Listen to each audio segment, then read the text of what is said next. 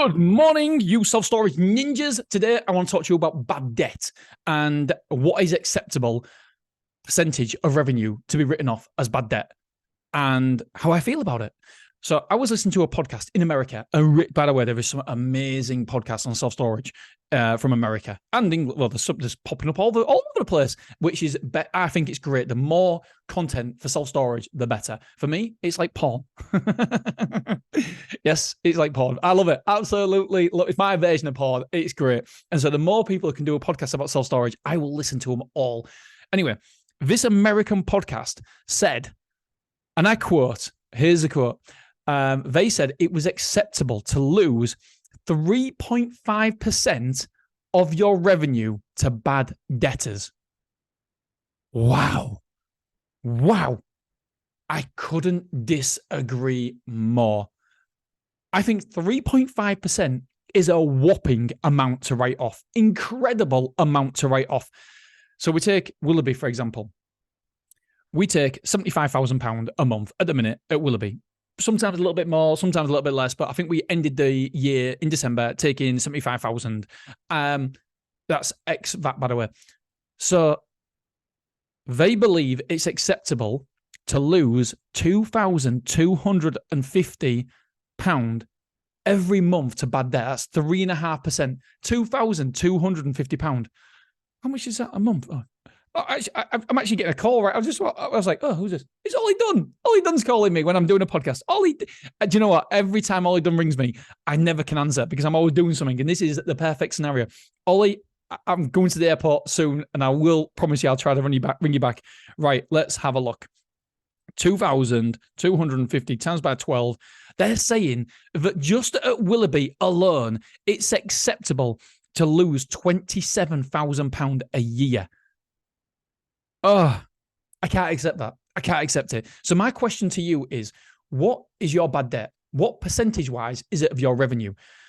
I believe losing anything over 1% isn't acceptable. It's not acceptable. If you are losing over 1%, then you need to have a look at what your debt procedure is.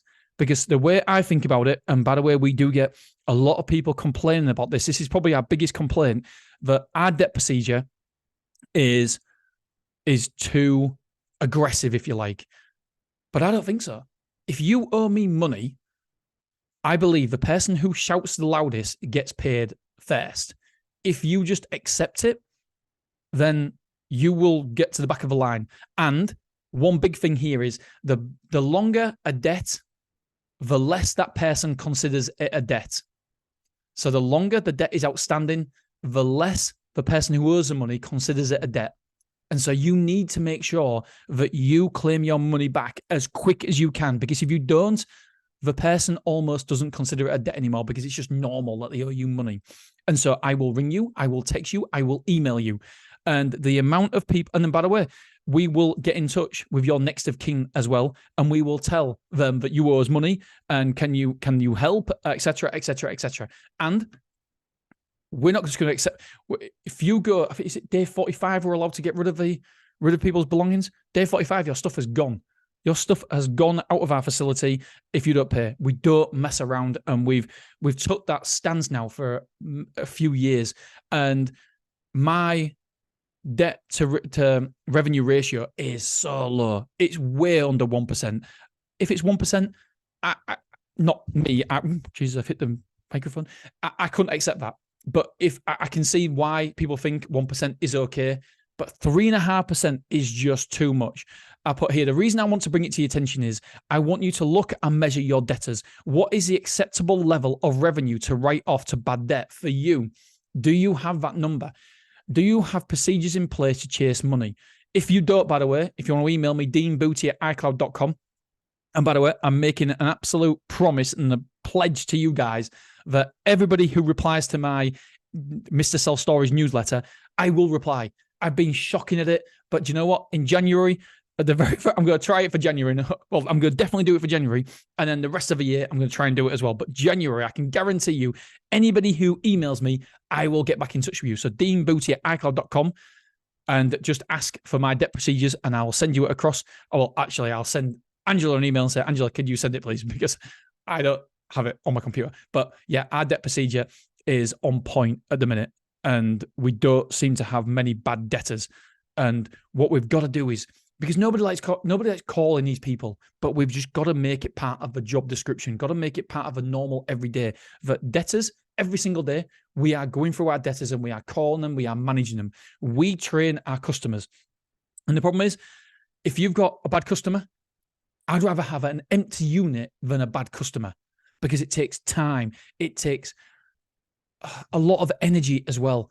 And it's negative energy.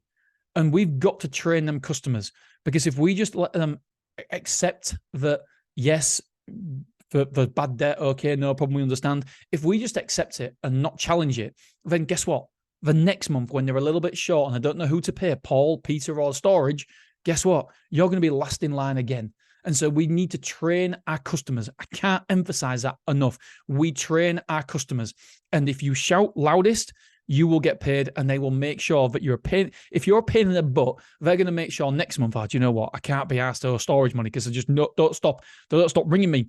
And so I will not pay, I don't know, the paper bill or whatever it is, the window cleaner. And you will become a higher priority. The idea is that you need to make sure that we are a high priority for payment. And that's what we do. I put here, can you improve your procedures? Keep looking at your procedures all the time, because that's what we do all the time. We always looking, okay, right, our debts are getting spiraling a little bit. What can we do different? How can we look at our debt procedure? Can we improve it? Can we do anything different? I put here, if you lose over 1% of your revenue to debts, then you need to look at your debt management procedures and improve these. If you owe us money, we will contact, oh yeah, this is good. And so we don't just say it's Angela or James or Katie or Jack or Claire. We don't say that, because people have a relationship with them people. And so people tend to take it more serious if it comes from a debt management department. And so we've got an email set up from debt management department, and then we put the storage team, the store more team. So debt management department sounds more official than Angela. It's got more oomph to it. It's more official. And it's one of those little things that we've twisted that make a real big difference, rather than just from Angela or James, because, James is the guy who's always smiling in the office and he'll be all right if I owe him some money. Oh no, debt management department. I put here, we will call you, email you, and text you. If that doesn't work, we will call your secondary contact. We work hard to get customers. I don't think we should accept it when people don't pay.